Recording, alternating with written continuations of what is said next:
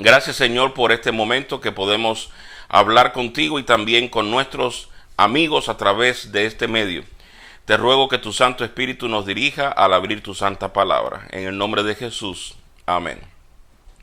Quiero dirigirles a un texto bíblico que está en Segundo de Reyes, capítulo 5, y me gustaría que todos pudiéramos buscar en nuestros medios, quizás el celular, quizás la Biblia en papel, y leamos juntos este texto de Segundo de Reyes, capítulo 5, y me gustaría dirigirles al versículo 4. Segundo de Reyes, capítulo 5, versículo 4, dice así: Salió pues Naamán llevando consigo 10 talentos de plata, 6,000 piezas de oro y 10 mudas de vestidos. Ahora me gustaría que reflexionáramos un poco en esta historia. Y usted dirá, bueno, ¿y qué hacía Naamán con tantas riquezas? ¿A dónde iba Naamán con tantas cosas? Naamán era un general del ejército poderoso, más poderoso de ese momento para Israel. Y en realidad era un ejército que había dominado a Israel y estaba en posesión del control político y militar de Israel. Pero Naamán era vulnerable porque tenía un problema muy serio. Estaba enfermo, tenía lepra. ¿Cómo comienza esta historia? Es algo interesante. En una de las incursiones a Israel habían traído cautivos, y uno de estos cautivos era una niña que había finalmente terminado en su casa como sierva. Era básicamente la ayuda doméstica de la casa. Normalmente no lidiaba mucho con él, más bien con su esposa, pero la niña sabía y se había enterado de que este gran general, poderoso general, en realidad estaba enfermo y necesitaba ayuda. Ella también había escuchado que en su tierra, en Israel, el profeta hablaba y era dirigido por Dios. Sabía que había poder en ese Dios para sanar a cualquier persona que confese a llegar a él. Así que finalmente ella rompió el silencio, habla con su ama, habla con esta persona y le dice, ¿sabes qué? Si mi amo Naamán fuera allá a mi tierra y hablara con el profeta de Dios en mi tierra, yo estoy segura que él sería sanado. Gracias a esta intervención, finalmente la mujer convence a Naamán y Naamán va a su rey, le pide permiso, y ahora es cuando llega este momento en el cual él lleva muchos regalos para entregárselos a este profeta. Y la razón principal por la cual Naamán está llevando tantos regalos es porque probablemente, como cualquier persona, Naamán está dispuesto a pagar por su sanidad. Es una persona que está acostumbrada a darle valor a todo aquello que le rodea. Y en realidad no es tan diferente a nosotros. Vamos a poner un ejemplo. Si tenemos un perfume que están vendiendo en una tienda y vale apenas $2, y al lado de ese perfume hay otro perfume que vale como $50. Sin embargo, el tendero le dice que el de $2 tiene tanto olor y buen olor y tanto fijador como el de $50. Ya empezaríamos a desconfiar de esta persona. Porque ¿cómo es posible que un perfume que vale $2 tenga el mismo valor que el de $50? O sea, tan bueno. Y definitivamente, si este tendero en algún momento nos dice que hay otro perfume que es gratis y nos lo regala, aún desconfiamos mucho más. ¿Cómo es posible que me va a regalar un perfume y que me diga que es tan bueno como el de 50, de 100 o 200 o $300? Como seres humanos estamos acostumbrados a darle valor a las cosas. Nos vamos, por ejemplo, a una tienda de internet como Amazon o cualquier otra tienda y buscamos, no sé, un juguete para el niño que es electrónico, y empezamos a darle vueltas a esa página y vemos un juguete que vale $5.99 y vemos otro juguete que vale $65, y automáticamente nuestra mente nos dice, este debe ser mejor que el anterior. Así que Naamán, que valoraba su salud por encima de cualquier cosa probablemente, sabía que su salud era costosa, era valiosa, por lo tanto lleva regalos. Así que vamos nuevamente a este versículo y nos vamos a dar cuenta de la cantidad de regalos que Naamán estaba llevando a Israel. Segundo de Reyes capítulo 5 versículo 4 dice: salió pues Naamán llevando consigo 10 talentos de plata, 6,000 piezas de oro, 10 mudas de vestido. Finalmente llega a Israel, se encuentra con el siervo de Eliseo y sucede algo que él mismo no esperaba. Lo que sucede en este momento le asombra mucho. No estaba preparado para ello. Vamos al versículo 9, desde el versículo 9 al versículo 11, y dice así: llegó Naamán con sus caballos, su carro, y se paró a las puertas de la casa de Eliseo. Entonces Eliseo le envió un mensajero a decirle: ve y lávate 7 veces en el Jordán, tu carne se restaurará y serás limpio. Ahora, básicamente, Eliseo ni siquiera sale a recibirlo. Y Naamán se pone muy furioso. De hecho, en el versículo 11 dice que Naamán se fue enojado, diciendo: yo que pensaba, de seguro saldrá enseguida y puesto en pie invocará el nombre de Jehová, su Dios, alzará su mano, tocará la parte enferma y sanará la lepra.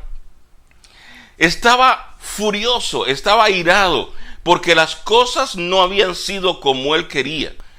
La gran pregunta es, ¿qué era lo que él quería? ¿Por qué estaba tan airado este hombre? Finalmente, Eliseo le estaba dando la solución a su problema. ¿Por qué era que estaba tan airado?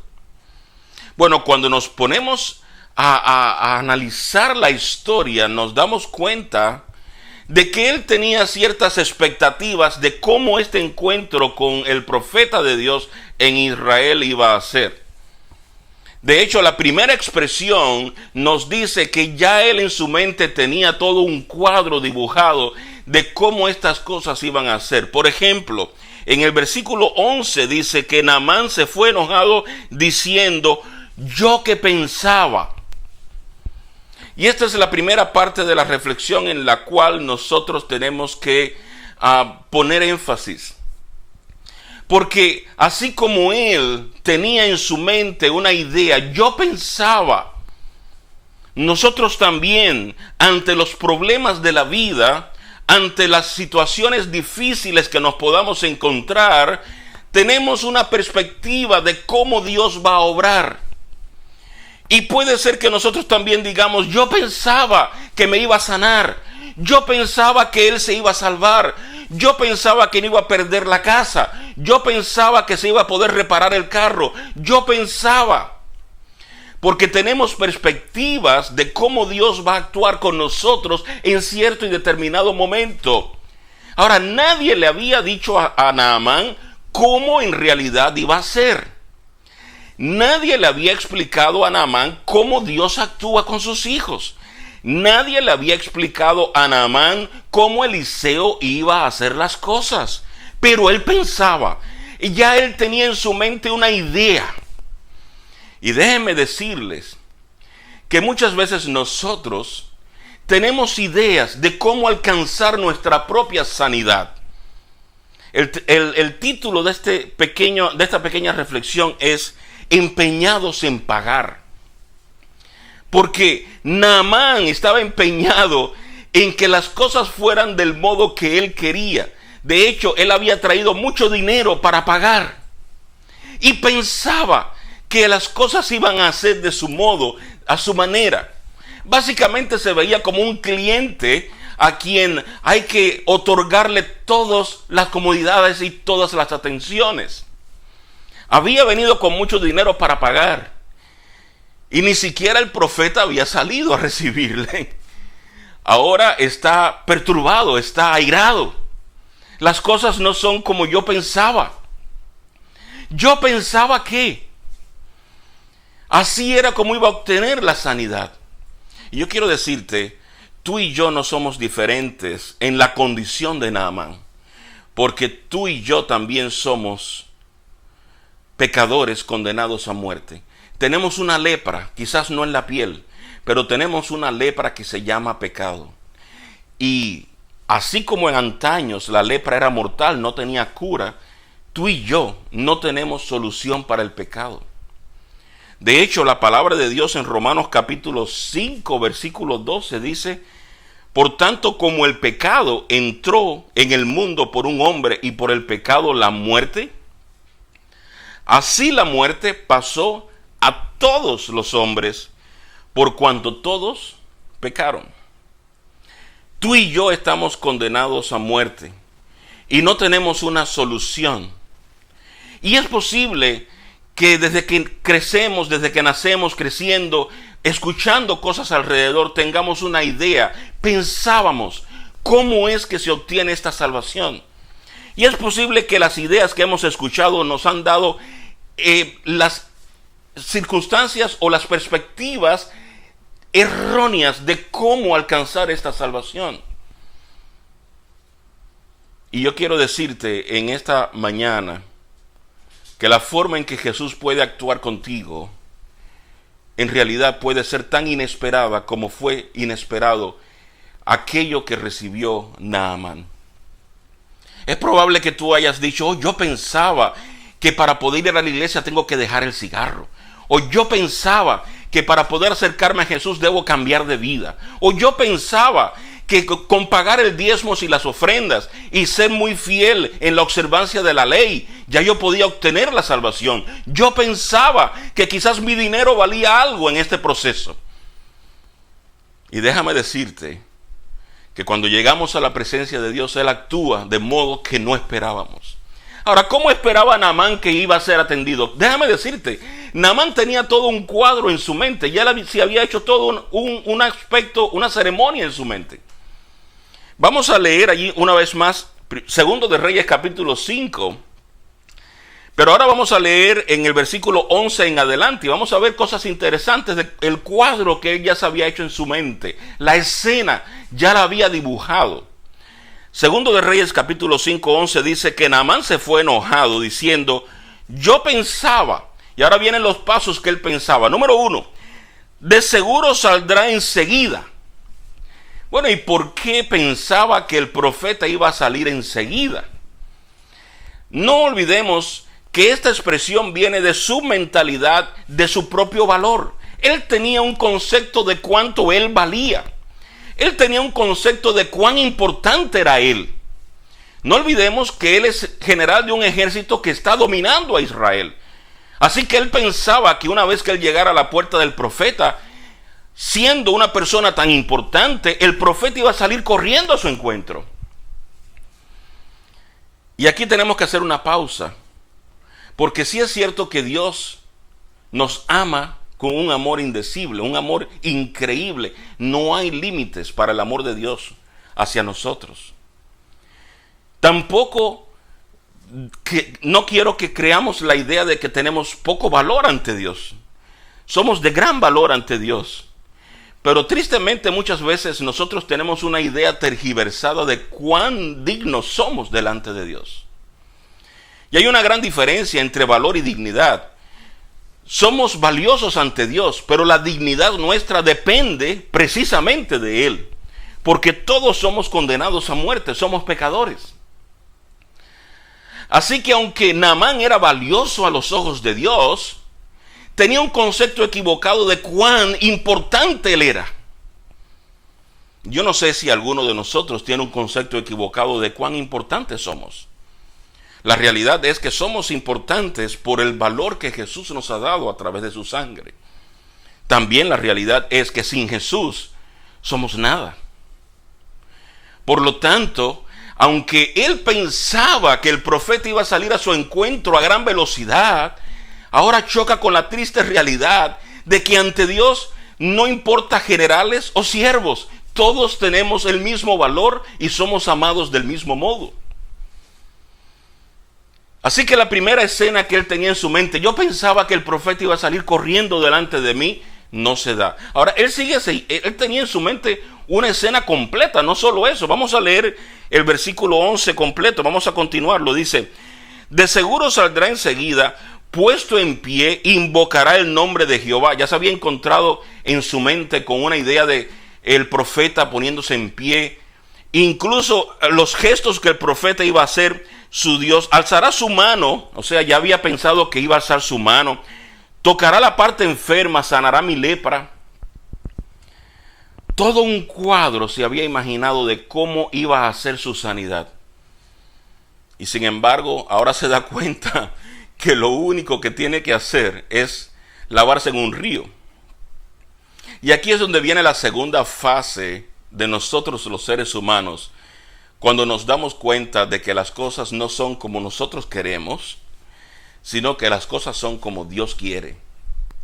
Y cuando las cosas no nos salen como nosotros queremos y no suceden del modo que nosotros queremos o que nos imaginábamos o que pensábamos, sino que comienzan a suceder del modo que Dios desea, ahora viene la segunda fase. Bueno, ya sé que tengo que bañarme en un río, pero ahora viene el detalle. Ahora Naamán no quiere bañarse en cualquier río, él quiere bañarse en su propio río.